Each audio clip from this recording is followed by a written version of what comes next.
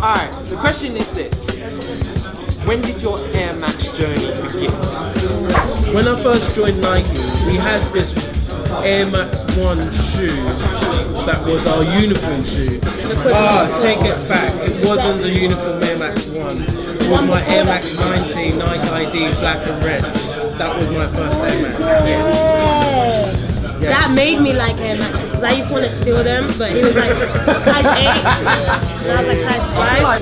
You know, it's that black Air Max 1 with leopard print and pink inners. Oh yeah. That, I still have them. They don't sound nice, but they were nice at the time. Yeah, they were nice at the time.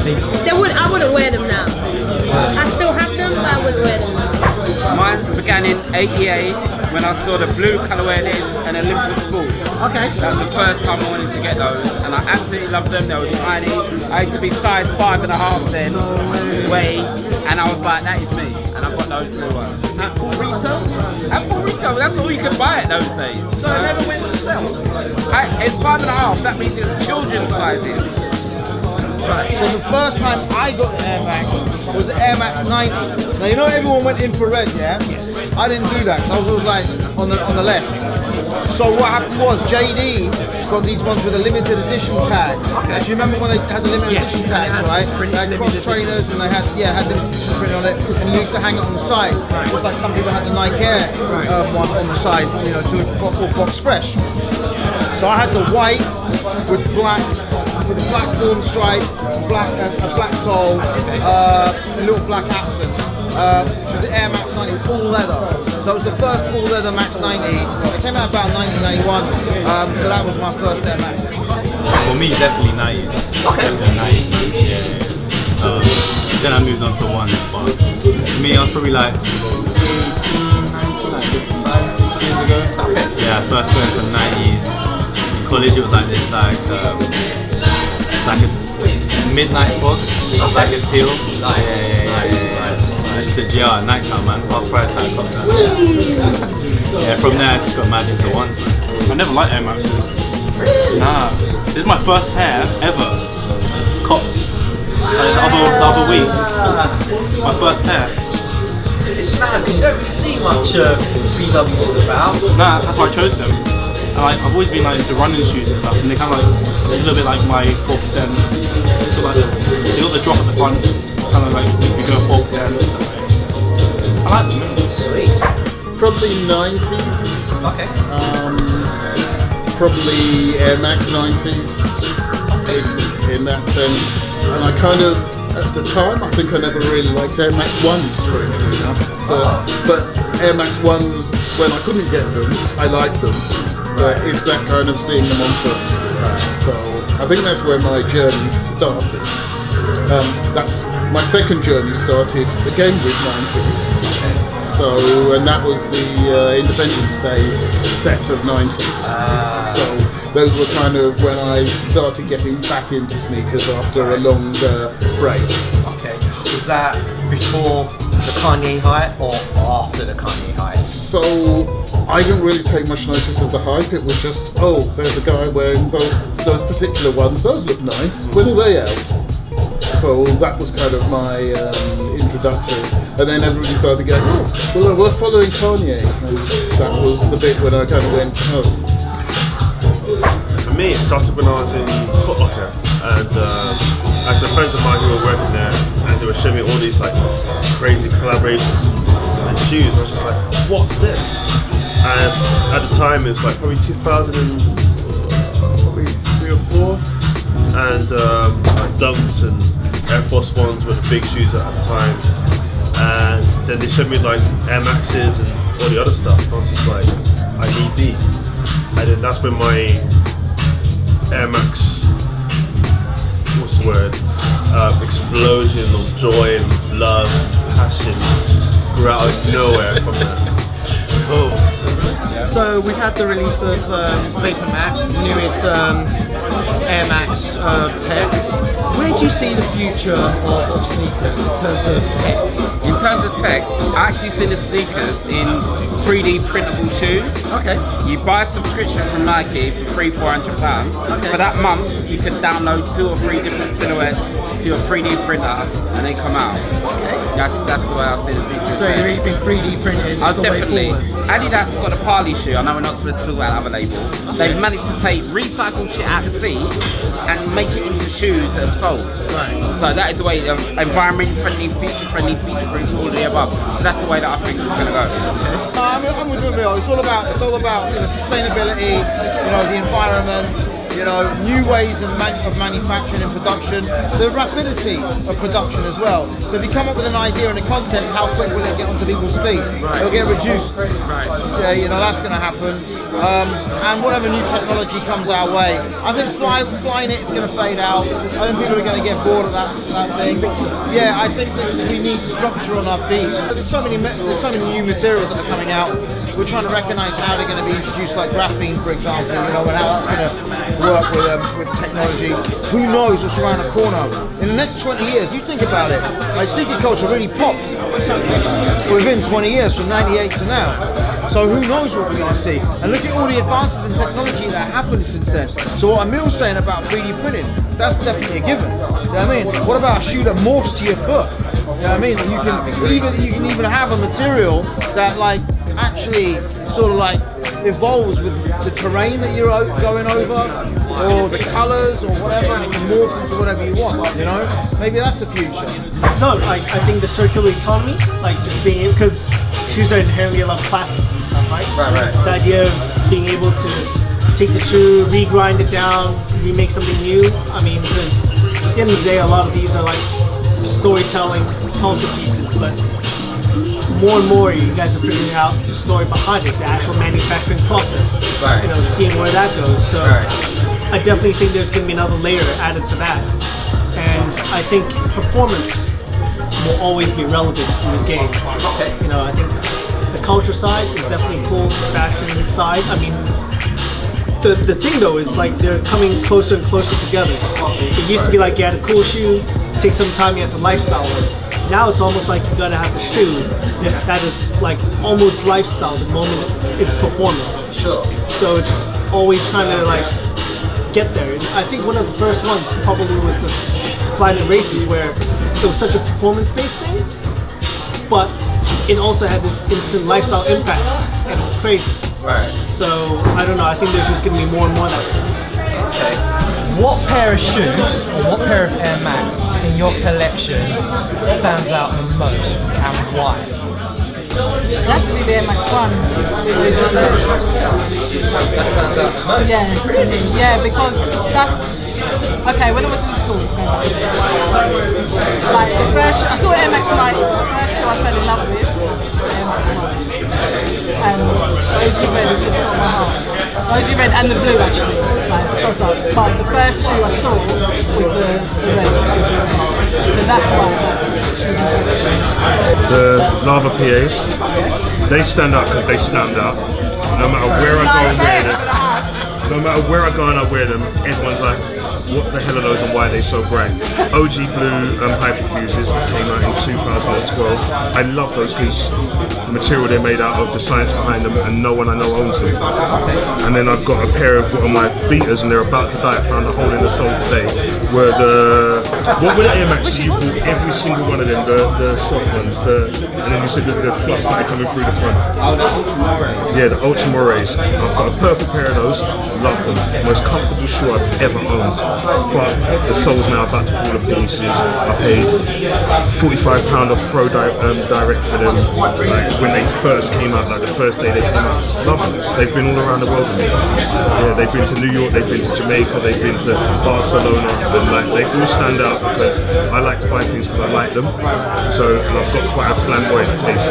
So they're all in either great materials that are good to talk about or bright colours. Yeah. In terms of style versus comfort, where do you sit? Are you more style than comfort, or are you more comfort than style?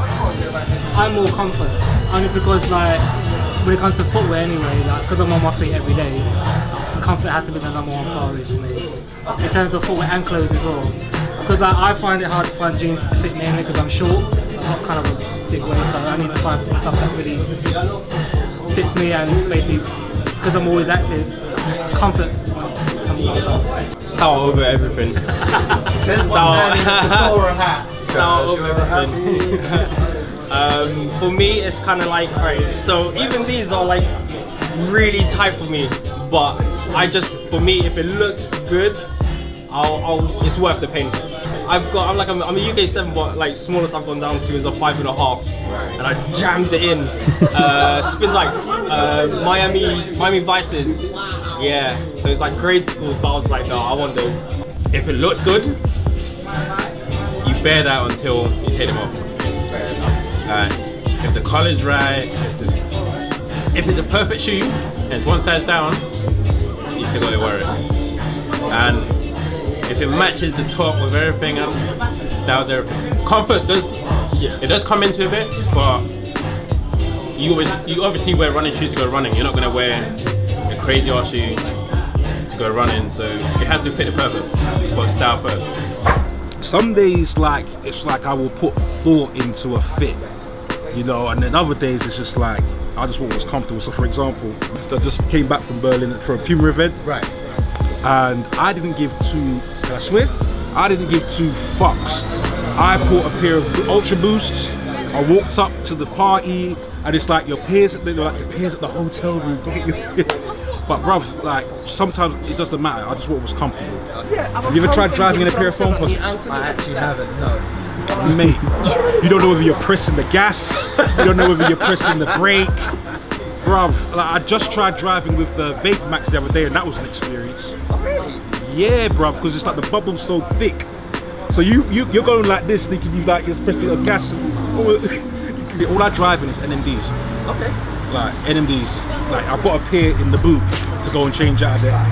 Wow, so when you're done, kick off, yeah, slip on, and then off you go. Yeah, man. But yeah, that's it really, man. I used to be style, now it's comfort. Like one shoe that's not Air Max related at all, barefoot skate. I used to hate that shoe, but I thought it was so damn ugly. And then now I regret not buying any of them at all, because the motion sole is actually really comfortable. Alongside Prestos as well, Karachi, like comfort first. Nowadays, definitely comfort first. They go hand in hand really. Same as Jeffrey, I love ugly shoes now. I didn't so much before, so for example, foot skates, they never came in my size, like, ever. Until maybe like last year, 2 years ago, they all started coming in small baby sizes, tried them on, they're super comfortable, they're super stylish, and because they're so ugly, nobody would wear them, and that's why I like them, because I want to be that person who rocks a shoe that nobody else has, and you don't see them on the streets, you know? I think it's really interesting, and it shows a different side of creativity, and it does come in different designs and styles, and it just so happens that ugly can be beautiful and cool. Comfort, man. There's nothing stylish about bleeding from your Achilles. The amount of shoes that I picked up that are like real nice, I've worn them once, ripped my heels to shreds, like nah, never again. Like, so comfort first. So. What's the most comfortable pair you own? To be perfectly honest, so when Nike SB, they did the Zoom Tray ADs. They were basically like cardboard boxes full of tissue boxes, like for your feet. They were so comfortable, heavy as hell, but yeah, real comfy. Any Air Max, so for me, is anything with an Air Max sole, it's comfortable. Anything with an Air unit, it's comfortable. So you don't discriminate? I don't discriminate. In terms of model, every model I've had, since 1 to 95 to whatever, it's always been comfortable. Anything with an Air unit, I mean, I walked the whole of New York in Air Max once. My feet did not get sore. Anything with Air unit. How do you feel the impact of social media has made on the sneaker scene? Social media is a thing where people are exposed to like everything now, so the culture is at like another level of community that's never even reached before, never could be imagined because of this social media platform that has currently arrived. And I don't know, it opens up a lot. You meet a lot of people. I've only met you lot through social media or something like that for a lot of you as well. Right. And it's a great platform to explore, create, meet people, innovate. I don't know. I'm up for it. I'm all for it as well, man. Yeah, social media is a good platform. depending how you use it. Oh, one thing I like to say as well, quickly, for like social media in terms of like hype. Because I was talking earlier about other people, not necessarily about trainers and stuff like that, even for like Supreme stuff, where like marketing and community stuff like that is such a social media thing now, in terms of like free marketing. They're really tapped into people just like